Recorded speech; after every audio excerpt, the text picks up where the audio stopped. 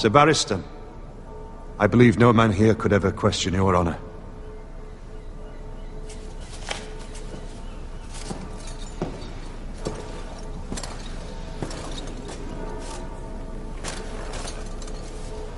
Missouri State Gun Laws. Unbroken.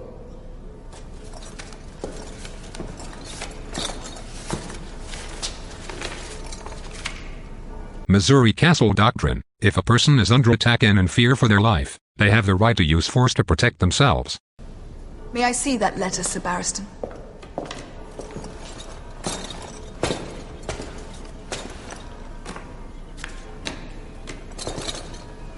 Missouri Castle Doctrine. Is this meant to be your shield? McCloskeys. A piece of paper. Make America great again. Donald Trump. What's up, the internet? Angry Asian here, and there is a stunning abuse of power by St. Louis Circuit Attorney Kim Gardner in St. Louis against the McCloskeys. You! Yes, you! Not only did she arrest the McCloskeys for legal use of their guns, despite Missouri's Castle Doctrine laws, which, and this is a direct quote from findlaw.com, Missouri recognizes the Castle Doctrine and allows residents to use force against intruders without the duty to retreat, based on the notion that your home is your castle. This legal doctrine assumes that if an invader disrupts the sanctity of your home, they intend to do you harm, and therefore you should be able to repel their advances. Missouri's law is more extensive than the law in other states because it permits property owners to use the amount of force reasonably perceived as necessary, including deadly force.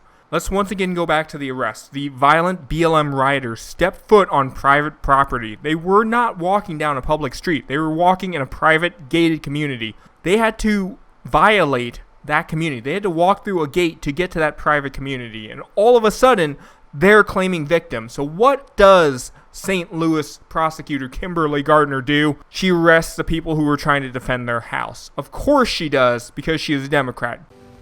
She's a stupid bitch. Oh, I was gonna whisper that. Gardner, who became the St. Louis DA, ran on reforming and rebuilding, that's a quote-unquote, reforming and rebuilding trust in the criminal justice system, and reducing violent crime. She also promised to increase diversity, because that's the number one most important thing for all Democrats, is increasing diversity.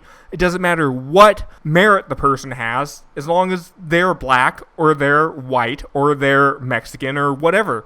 Your diversity is the most important thing to you, to these nut jobs. But she also promised to increase diversity, bring independent investigations of police use of force, work to reduce racial disparities, and enhance gun control. Gardner's campaign, and this is the big nugget in here, Gardner's campaign accepted $190,000 from super PACs, funded in part by billionaire George Soros. So basically, Soros had his hand up Gardner's ass, telling her to do all this BS to destabilize our country. I'm not nervous. I'll read a bitch. I will read you to filth. But what's more disturbing about this than the fact that she just ignored Missouri state law is that Assistant Circuit Attorney Chris Hinckley, who works in Kim's office, ordered the crime lab staff members to field strip the handgun and found that it had been assembled incorrectly. Specifically, the firing pin spring was put in front of the firing pin, which was backward, and made the gun incapable of firing. So evidence came into the lab, and it was changed.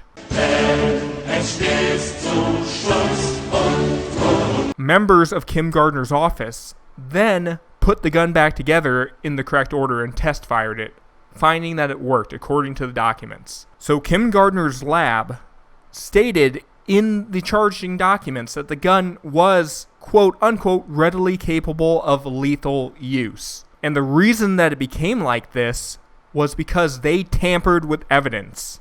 And even after all of this, she doesn't acknowledge that she broke the law. She doesn't acknowledge that she tampered with evidence. She goes on to defend her decisions by saying it is illegal to wave weapons in a threatening manner at those participating in a non-violent protest. And while we are fortunate the situation did not escalate into deadly force, this type of conduct is unacceptable in St. Louis. What did you say, nigga? Break down that statement, because first off, it is not illegal to wave weapons if they are on your private property, which they broke the gate that was sectioning off this private community from the public street. And I think a lot of people agree with this, including the state DA and the governor. They agree that it would have been okay for the McCloskeys to just open fire on these idiots that are walking on private property threatening them. It's a lucky thing I had my pieces. Your pieces? My gun. Oh. Anyway, I started blasting. Bah! Wow. Bah! All right. And let's look at this again. Participating in nonviolent protests. That is absolutely not what is happening. I hope someone kills your whole family. That wasn't me, homie. I hope they kill you too. I hope someone burns down your whole precinct with all y'all inside. Can't wait to see it. As you can see, that is anything but a peaceful protest. Now, once again, St. Louis is one of those places where all of the perpetually butthurt leftists throwing a hissy fit over a dead criminal have been going free. They've been destroying businesses, they've been destroying people's livelihoods, and yet those people walk free. And yet Kim Gardner, the Democrat DA for St. Louis, felt that these people, the McCloskeys, who defended their home as per Castle Doctrine, should be charged. Now, we all know that based on Soros's history, based on the Democratic history, this was not meant to actually secure a conviction. This was meant to send a chilling effect. So the next time these violent BLM crazies show up at your house, you won't defend yourself.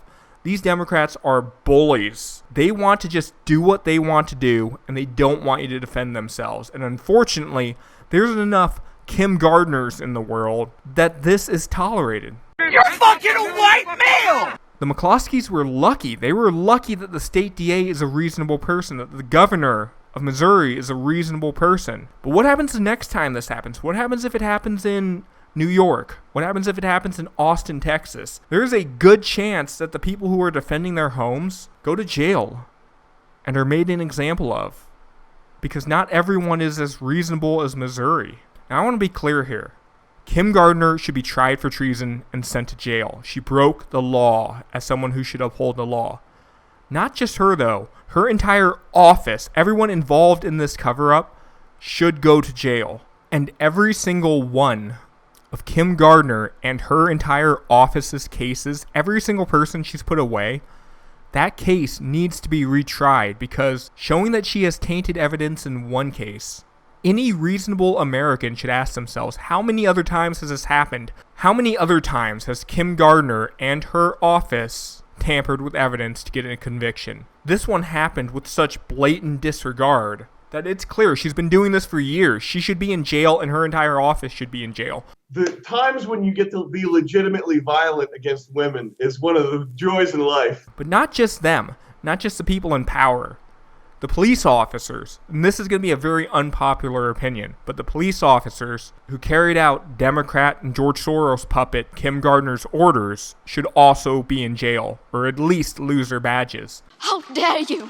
At the very least, the police who carried out these orders should have some repercussions. You can't just say, hey, I was just following orders. Americans are not like that. That is how you get Nazis like the Democrat Party. That is how you get bots like every single leftist who will do something insane and violent and attack people and then not feel like they bear any responsibility for their actions. You are responsible for your actions, and the police are responsible for their actions. They are responsible to uphold the law. They do not work for Kim Gardner, Democrat, and George Soros puppet. They work for us, and it's time that they remember that. Anyways, as always, if you like that video, like, comment, and subscribe below. And if not, as any real classical liberal will tell you, you do you, my dude. Trigger warning. I exist. I love Trump. Hey, I'ma vote Trump 2020, Trump 2020. I'ma vote Trump 2020.